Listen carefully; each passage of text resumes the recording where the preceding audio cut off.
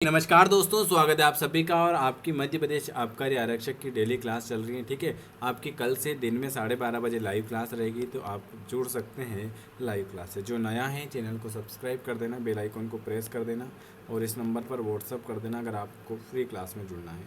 और आप लिख सकते हैं, आपके लिए प्रैक्टिस सेट अवेलेबल हैं आबकारी आरक्षक के 149 में 20 सेट, मतलब 2000 क्वेश्चन। ठीक है, तो आप चाहें तो परचेस कर सकते हैं। पहला क्वेश्चन लिखा हुआ है, भारत में गोदावरी नदी का उद्गम स्थल कहाँ से? गोदावरी नदी कहाँ से निकलती है?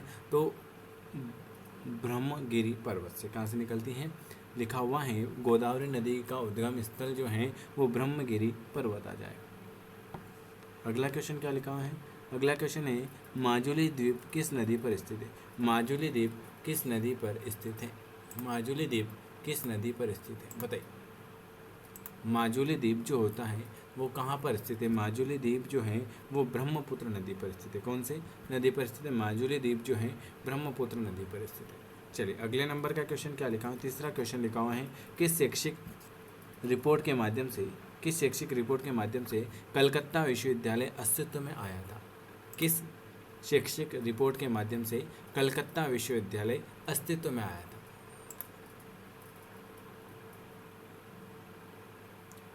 किस शैक्षिक रिपोर्ट के माध्यम से?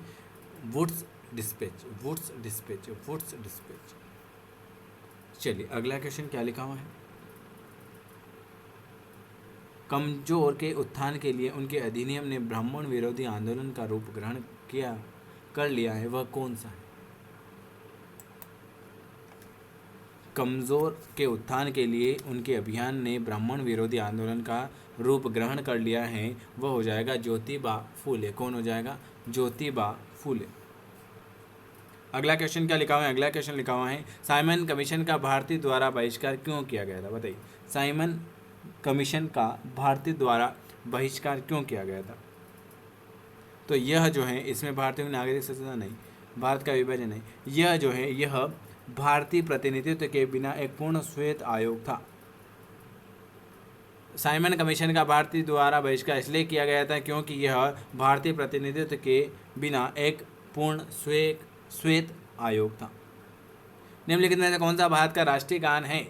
वंदे मातरम, जनगण मन, ये मेरा चमन, सारे जहाँ से अच्छा। तो आप सभी को पता है राष्ट्रीय गान जो हो जाएगा जन गण मन राष्ट्रीय गान है। और राष्ट्रीय गीत जो है वंदे मातरम है राष्ट्रीय गीत।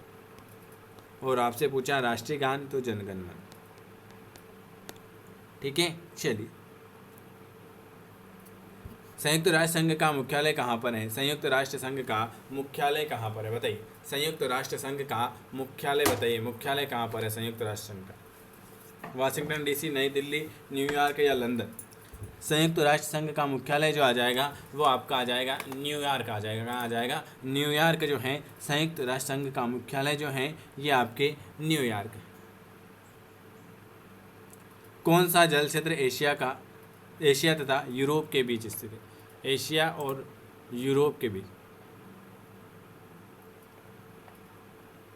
Very very good. कौन सा जल क्षेत्र एशिया तथा यूरोप के बीच स्थित है? तो काला सागर, ब्लैक सी, काला सागर। चलिए अगले नंबर का क्वेश्चन क्या लिखा हुआ है आपके सामने? अगले नंबर का क्वेश्चन लिखा हुआ है, आकार के अनुसार दुनिया में सबसे छोटा देश कौन सा है? आकार के अनुसार दुनिया में सबसे छोटा देश कौन सा है? Very very good. आकार के अनुसार जो हो जाएगा वाशिंगटन डीसी। कौन सा हो जाएगा? वाशिंगटन डीसी जो होता है आकार के अनुसार सबसे छोटा देश। विश्व का सबसे बड़ा डेल्टा कौन सा है? विश्व का सबसे बड़ा डेल्टा कौन सा है? Very very good. विश्व का सबसे बड़ा डेल्टा जो हो जाएगा वो सुंदरवन डेल्टा हो जाएगा। कौन सा हो जाएगा? सुंदरवन डेल्टा हो जाएगा विश्व का सबसे बड़ा डेल्टा। चलिए अगले नंबर का क्वेश्चन, सुंदरवन डेल्टा, विश्व का सबसे बड़ा डेल्टा जो है ये आपके सुंदरवन डेल्टा। जून 2015 में ये सारे क्वेश्चन एग्जामिनर पूछ चुके हैं। ठीक है, जून 2015 में विश्व स्वास्थ्य संगठन ने भारत को किस संक्रमण से मुक्त कर दिया था?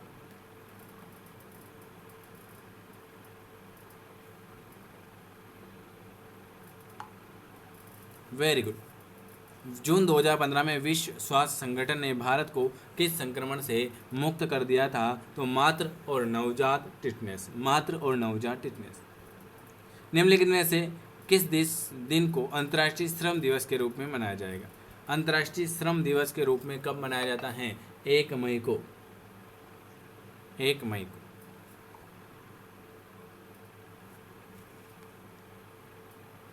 चलिए अगला क्वेश्चन।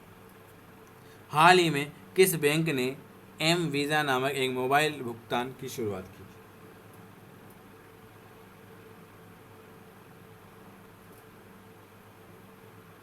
Very good. हाल ही में किस बैंक ने एम वीज़ा नामक एक मोबाइल की शुरुआत की थी? आईसीआईसी बैंक ने, 2015 की बात है, ठीक है।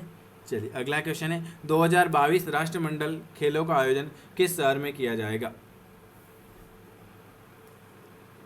2022 राष्ट्रमंडल खेलों का आयोजन किस शहर में किया जाएगा?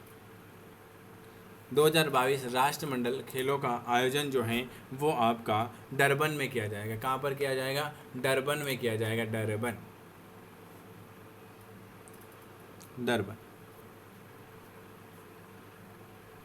किसने भारतीय संविधान सभा की पहली बैठक की अध्यक्षता की? पहली बैठक की अध्यक्षता किसने की थी? बताइए। पहली बैठक की अध्यक्षता, बिल्कुल सही। किसने भारतीय संविधान सभा की पहली बैठक की अध्यक्षता की थी? सच्चिदानंद सिन्हा, सच्चिदानंद सिन्हा, सच्चिदानंद सिन्हा। चलिए अगला क्वेश्चन क्या लिखा है आपके सामने, अगले नंबर का, कि प्रारूप समिति के समक्ष प्रस्तावना किसके द्वारा प्रस्तावित की गई? प्रारूप समिति के समक्ष प्रस्तावना किसके द्वारा प्रस्तावित की गई? बिल्कुल सही जवाब।